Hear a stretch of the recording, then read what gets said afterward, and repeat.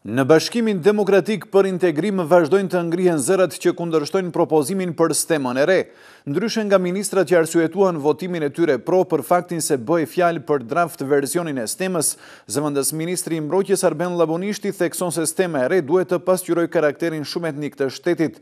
Stema si simbol përfaqësues i shtetit kërkon mes palëve një kompromis korrekt për elementet përbërëse të saj.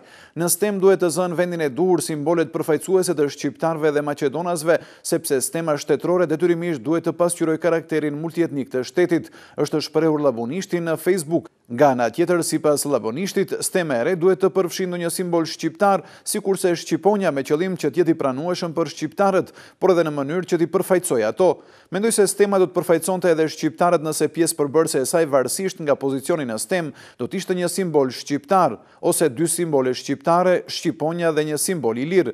Stema duhet të përfaqësojë shtetin multietnik. Marrëdhëniet e mira ndëretnike dhe besimi ndërsjell në shtetin multietnik kërkon të kenë të zbatuar mes tyre kulturën e pranimit dhe respektimit të njëri tjetrit. Edhe pse stema më e re me simbolin e luanit u arsyetua nga partitë në pushtet VMRO, DPMN dhe BDI se përfaqëson të gjithë qytetarët, historianët shqiptar hodhën poshtë këto pretendime duke theksuar se luani nuk ka të bëjë asgjë me shqiptarët. Madje historianët nga Shqipëria dhe Kosova në mënyrë kategorike theksuan se luani jo vetëm që nuk përfaqëson shqiptarët, por as maqedonasit, pasi është karakteristike traditës bullgare.